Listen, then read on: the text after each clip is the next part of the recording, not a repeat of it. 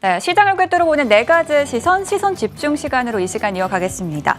수급과 차트, 거래량과 포트폴리오까지 이 네 가지의 시선으로 시장의 핵심 공략 찾아보도록 하겠습니다. 오늘 함께해 주실 분부터 소개해 드릴게요. 오늘 알파경제 김종효 이사 함께하겠습니다. 이사님 안녕하십시오. 안녕하십니까. 네, 코스피가 오늘 하락으로 출발을 한 상황입니다. 오늘 첫 번째 시선 집중부터 이어가 볼 텐데요. 오늘 외국인과 기관의 수급이 몰린 시 먼저 살펴보도록 하겠습니다. 자, 오늘 가져와 주신 종목은요. 바로 이수페타시스입니다. 자, 지난주까지 이 종목은요, 흐름이 굉장히 좋던 종목이에요. 오늘 다시 한번 또 상승으로 전환을 하고 있는 모습인데, 기관의 매수가 들어오다가 외국인의 수급까지 다시 동반으로 몰리고 있는 종목입니다. 자, 이수페타시스 수급 함께 확인을 해보도록 하겠습니다. 자, 네, 지난주부터 이제 외국인과 기관의 수급이 동시에 들어오고 있는 기업이거든요. 이사님, 이 종목 집중하시는 이유가 있으실까요? 네, 결국은 지금 엔비디아도 다시 재반등을 하고 있는 가장 중요한 포인트는 결국 AI와 관련된 인프라 투자가 멈추지 않는다라는 것. 그러니까 전쟁이라고 하는 위험 속에서도 엔비디아 쪽에 쏠리는 이러한 시선들이 결국은 뭐 비교적 밸류에이션도 견조한 상태에서 추가적으로 조금 가격 조정을 받았던 종목군들의 관심이 쏠리는 것이 아닌가라고 보여집니다. 그다음에 최근 이수페타시스에 쏠리는 기관의 관심도 동일하죠. 추가적인 증설과 관련된 기대감이 나타나면서 기존 목표가를 20% 이상 끌어올리는 그런 모습이 나타나고 있다라는 점에서 뭐 신고가로 가고 있는 종목군들도 좋지만 과거 이제 신고가 영역에서 밸류 부담 때문에 조정을 조금 받았다가 다시 이제 증설 모멘텀이 나타나고 있는 종목군들에 대해서는 좀 뭐 긍정적인 시각으로 좀 바라볼 필요가 있지 않나라는 판단이고요.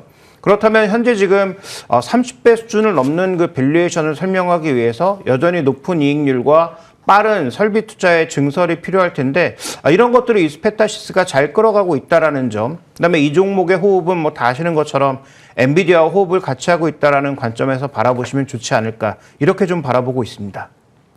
자, 엔비디아와 호흡을 같이 하고 있는 기업으로 오늘 이수페타시스 소개를 해주셨고요. 그럼 두 번째 시선 집중도 이어가 보겠습니다. 두 번째는 선입니다. 차트를 통해서 의미 있는 움직임을 파악을 해볼 텐데요. 오늘 가져와 주신 종목 한화 시스템입니다. 아무래도 이제 미국과 이란의 갈등이 커지다 보니까 방산주가 오늘 장 초부터 이제 집중이 되는 모습인데요. 장 초반보다는 약간 힘을 빼기는 했습니다만 여전히 급등세에 연출이 되고 있거든요. 이사님, 지금 추격 매수는 좀 힘들겠죠? 네, 뭐 쉽지 않을 것으로 보입니다. 일단 뭐 고점에서 밀리고 있는 것도 그렇고 오늘 다시 만약에 뭐 고점으로 마감을 한다고 하더라도 주변에 진행되는 상황에 따라서 언제든지 변동성이 커질 수 있는 구간이죠. 뭐 기술적으로만 본다면 신고점을 돌파한 상황이니까 상대적으로 매물이 없다라는 관점에서 뭐 긍정적으로 볼 수도 있겠습니다만 지금은 전형적인 이벤트 드리븐이죠. 그러니까 전쟁이라고 하는 이슈 때문에 그것도 전쟁의 이슈가 지금 그 방어하는 데 있어서 소위 얘기하는 뭐 관제, 레이더, 드론 이런 것들에 집중될 수밖에 없는 상황 아닙니까? 그러다 보니까 오늘 시장 내에서도 그런 종목군들의 강세가 두드러지게 나타나고 있는 상황입니다. 하나 시스템이 어떻게 보면 하나그룹의 방산의 IT 전반을 맡고 있다라는 관점에서 그다음에 이제 뭐 여기에 들어가는 미사일 뭐 추적이라든지 여러 가지 그런 IT와 관련된 시스템을 담당하고 있기 때문에 시장의 기대는 점점 높아지고 있는 상황이고요. 코스닥 시장이 오늘 내릴 때도 강했던 종목군들을 살펴보면 그런 종목군들, 예를 들어서 RFAICC나 RFAICC의 자회사 같은 종목군들이 같이 움직이면서 소위 레이더와 관련되어 있는 종목군들, 그와 관련된 추가적인 종목군들의 강세가 지속적으로 나타나고 있다는 점이 오늘 시장의 가장 큰 특징 중에 하나죠.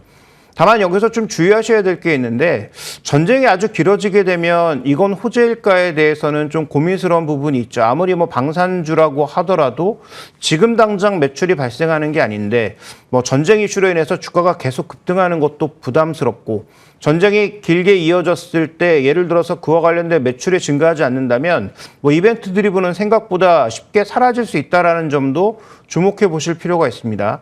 그다음에 또 하나의 포인트는 지금 만약에 뭐 우리가 지금 이 전쟁의 승패에 대해서는 거의 의심이 없지 않습니까? 미국과 이스라엘이 이기는데 언제 어떻게 이기느냐 정도가 이제 관건으로 보고 있고 그다음에 지금 뭐 뒤로 협상을 하고 있다라는 얘기에 뭐 미국은 아니다, 뭐 이란도 아니다라고 얘기를 하긴 했지만 만약에 이제 그런 것들이 진행되는 상황이라서 이란의 전체적인 타격 능력이 만약에 없어진다면 우리나라 방산주들에게 정말로 호재인가에 대해서는 조금 고민이 필요하죠. 왜냐하면 지금 UAE나 사우디나 주요 국가들의 우리 방산 매출의 핵심 포인트는 이란의 위협을 근거로 하는 방어 시스템이라고 봐야 되는데, 만약에 이란이 타격 능력을 상실한다, 그다음에 이란의 전체적인 체제가 바뀐다, 그래서 중동 지역에 영원하지 않겠지만 일정 부분에 만약에 평화가 이루어진다라고 하면 우리가 추가적인 방산 매출을 기대하고 있는 대표적인 지역이 중동이라고 봐야 되는데, 그런 모멘텀은 오히려 떨어지는 게 아닌가라는 고민도 해야 되겠죠. 다만 지금 당장 해야 될 고민은 아니고, 이번 전쟁의 결과가 어떻게 마무리되느냐에 따라서 하나 시스템이나 지금 급등하고 있는 LIG 넥스원이나 이런 종목군들의 전체적인 추이에 대해서도 좀 고민이 필요한 부분이 아닌가. 그래서 재작년, 작년 초까지는 K2, K9을 중심으로 하는 방산 쪽의 전반적인 강세가 가장 중요한 모멘텀이었지만, 뒤로 넘어오면서는 우주항공, 레이더, 관제, 드론 이런 쪽으로 종목군들이 약간 이동하고 있는 측면이 있는데, 그것의 중심축이 중동 수출하는 측면에서 이번 중동 전쟁이 어떻게 마무리되고 전체 지정학이 어떻게 움직이는지는 앞으로 계속 좀 살펴봐야 될 이슈다. 그러니까 결론적으로 지금 추가적으로 매수하기는 어렵지만 보유하고 계신 분들은 그런 여러 가지 변수들을 지금부터는 좀 고려해 볼 필요가 있겠다, 이렇게 말씀을 드리겠습니다. 네, 하나 시스템뿐만 아니라 이제 방산주들을 바라볼 때 이 전쟁 이슈가 단기적인지 장기적인지를 우리가 지켜볼 필요가 있고, 장기적인 이슈라고 하더라도 방산주에 마냥 호재일 수만은 없겠다라는 시각까지도 열어주셨습니다. 자, 그럼 마지막 포트폴리오에 담을 종목 중도 함께 살펴보도록 하겠습니다. 마지막에 우리에게 소개해 주실 종목 현대GF홀딩스 가져와 주셨는데요. 오늘 약간의 눌림이 있습니다. 어떻게 가져오셨을까요? 네, 최근에 급등했다가 한 4일째 주가의 조정이 나타나고 있는 상황인데요. 자, 이 종목은 아시는 것처럼 현대백화점의 지주회사입니다. 근데 최근에 주가 급등이 나타났던 것은 아시는 분들은 아시겠지만 이 현대백화점의 전반적인 지배 구조가 현대GF홀딩스가 전체를 지배하는 것이 아니라 중간에 현대홈쇼핑이라고 하는 중간 지주회사가 끼어 있었죠. 근데 지금 지주회사의 전체적인 그 추이를 보면 그런 중간 지주회사라고 하는 불편한 단계에 대해서는 굉장히 압박이 가해지는 상황이었기 때문에 현대홈쇼핑을 상장 폐지하기로 하고 현대홈쇼핑의 지분을 현대GF홀딩스가 전부 인수하는 방식으로, 그래서 지배구조를 일원화하는 방식으로 바꾸고 있습니다. 이에 대한 긍정적인 요인이 반영되면서 주가가 급등했던 것이었는데요. 최근에 나타난 주가 조정은 급등에 대한 반작용도 당연히 있을 것이고, 또 하나의 포인트는 지금 그 면세점과 관련된 추가적인 이 경쟁에서 떨어졌다라고 하는 게 그 악재 요인으로 작용하면서 최근 주가 조정이 나왔다라고 봐야 되는데, 근데 아까 말씀드렸던 현대백화점의 전반적인 지배구조가 일원화되었다면 그동안 한섬 같은 좋은 기업의 배당을 현대홈쇼핑이 받아서 그 중에 일부를 지금 현대GF홀딩스에 나눠주는 방식으로 했었는데요. 이제 그렇지 않다는 거죠. 증손회사에 대한 부담도 없어졌고, 그 다음에 손자회사에 대한 부담도 없어지면서 전반적으로 하나의 그 배당을 받는 형태로 가기 때문에 현대GF홀딩스는 순수 지주회사로서 이 배당이 가장 큰 이익이라고 볼 수가 있겠는데, 배당 금액이 대거 증가한다는 것을 주목해 볼 필요가 있겠고, 이미 한번 큰 폭의 자사주 소각을 했습니다.